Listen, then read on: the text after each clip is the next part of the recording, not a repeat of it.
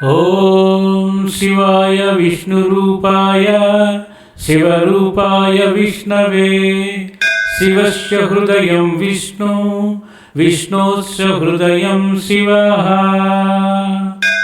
శ్రీరామ రామ రామేతి రమే రామే మనోరమే సహస్రనామ తత్తుల్యం రామనామ వరాననే. మోహనవాణి తెలుగు పాడ్కాస్ట్ వింటున్న శ్రోతలందరికీ హృదయపూర్వక ధన్యవాదాలు. ముందుగా అందరికీ శుభ శనివారం. ఈ శనివారం రోజున ఆ శ్రీ మహావిష్ణువుని స్మరిస్తూ ఒక మంచి కథను చెప్పుకుందాం. ఇంకా ఆలస్యం చేయకుండా ఆ కథలోకి వెళ్ళిపోదాం. శ్రీ మహావిష్ణువుకి ఆదిశేషుడు పాలసముద్రంలో శేషతల్పంగా ఉండడమే కాకుండా మరి ఒక రూపంలో సమస్త భూమండలాన్ని తన 1000 పడగలపై పరిరక్షిస్తూ మోస్తున్నాడు. ఒకరోజు బ్రహ్మదేవునికి దీటుగా సృష్టికి ప్రతి సృష్టి గావించిన రాజర్షి విశ్వామిత్రుడు వచ్చి ఆదిశేషుడిని తనతో రమ్మన్నాడు. ఆదిశేషుడు మిక్కిలి విధేయతలతో, ఓ మహర్షి, శ్రీ మహావిష్ణువు ఆదేశానుసారము ఈ సమస్త భూమండలము నా శిరస్సుపైనే ఉంది. దీనిని పరిరక్షించడమే నా కర్తవ్యం. నేను ఈ కార్యాన్ని విస్మరిస్తే ఈ భూమండలం పాతాళం వైపు పడిపోవడం తథ్యం. అప్పుడు కోటానుకోట్ల జీవరాశులు నా మూలంగా నాశనమైపోతాయి అన్నాడు. ఆ మాటలకు విశ్వామిత్ర మహర్షి చిరునవ్వు నవ్వి, అటువంటిదే గనక జరిగితే నేను నా అమోఘమైన తపశ్శక్తితో దానిని ఆపుతాను అన్నాడు. ఆదిశేషుడు అందుకు ఒప్పుకోలేదు. విశ్వామిత్రుడు ఎన్ని విధాలుగా నచ్చచెప్పి చూసినా ఆదిశేషుడు తన నిర్దేశిత కార్యాన్ని వదలనని మొండిపట్టు పట్టాడు. ఆదిశేషుని మంకుపట్టు చూసి విశ్వామిత్రునికి తీవ్రమైన కోపం వచ్చింది. కమండలం ఎత్తి శపించబోయాడు. ఆదిశేషుడు భయపడి చేసేది లేక భూమిని పక్కకు పెట్టి వచ్చాడు. అంతలోనే ఘోరమైన విపత్తు సంభవించింది. ఆదిశేషుని 1000 పడగలపై భద్రంగా ఉన్న భూగోళం వెంటనే పాతాళం వైపు పడిపోవడం ప్రారంభించింది. దానిపై నివాసం ఉంటున్న 1000 కోట్ల జీవరాశులు ప్రాణభయంతో ఆర్తనాదాలు చేయడం ప్రారంభించాయి. జరిగిన దానిని చూసి తీవ్రమైన దుఃఖంతో ఆదిశేషుడు మాన్పడిపోగా, తపశ్శక్తి సంపన్నుడునన్న గర్వంతో విశ్వామిత్రుడు తన కమండలంలోని నీరు ధారపోసి ఆగు అంటూ భూమిని ఆజ్ఞాపించాడు. భూగోళ పతనం ఆగకపోగా మరింత వేగంగా పడిపోవడం ప్రారంభించింది. విశ్వామిత్ర మహర్షికి పట్టరాని కోపం వచ్చింది. ఆయన ఆగ్రహంతో, నా తపశ్శక్తి అంతా ధారపోస్తున్నాను, వెంటనే ఆగు అంటూ ఆజ్ఞాపించాడు. అయినా ఫలితం లేకపోయింది. దాంతో విశ్వామిత్రునికి అహంకార మైకం తొలగిపోయింది. భూమిని ఆపడానికి తన తపశ్శక్తి చాలదని తెలుసుకున్నాడు.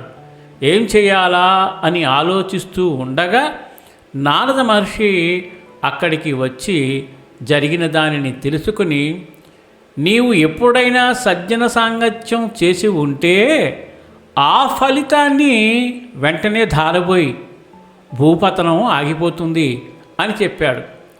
విశ్వామిత్రుడు ఆలోచనలో పడ్డాడు. తాను అందరితో తగవులు పెట్టుకోవడమే కానీ సజ్జన సాంగత్యం చేసింది లేదు. సాటి ముని పుంగవులతోనూ తగవులే, సత్సంగం చేసేది లేదు. అయినా తాను వశిష్ఠ మహర్షి వద్దకు వెళ్ళిన సంగతి జ్ఞప్తికి తెచ్చుకొని ఆ పుణ్యాన్ని ధారపోయగా వెంటనే భూగోళ పతనం ఆగిపోయింది. ఆదిశేషుడు యథావిధిగా తిరిగి భూమండలాన్ని తలకు ఎత్తుకున్నాడు.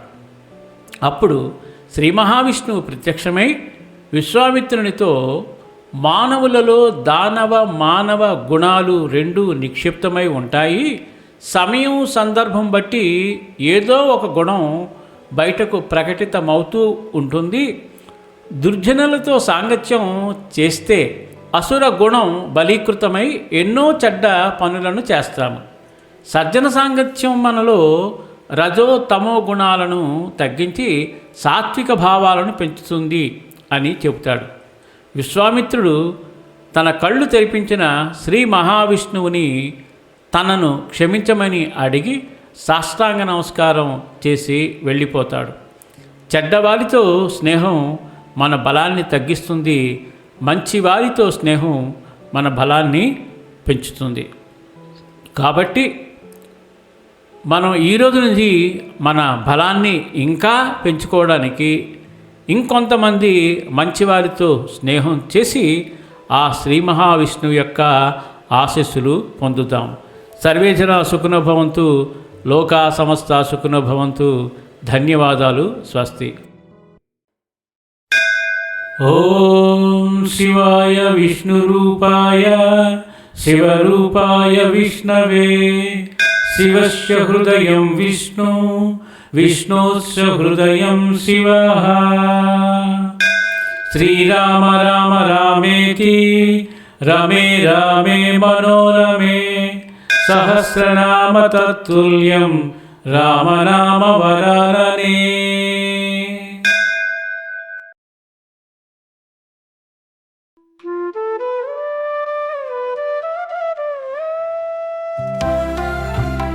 సత్సంగం సత్సంగం భగవంతుని లీలలు, సాధు సత్పురుషుల గాథలు, మహాత్ముల జీవిత గాథలు.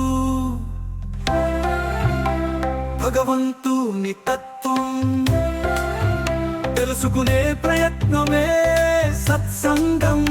ఈ సత్సంగం వినండి, వినిపించండి, వింటూనే ఉండండి. సత్సంగం, ఈ సత్సంగం.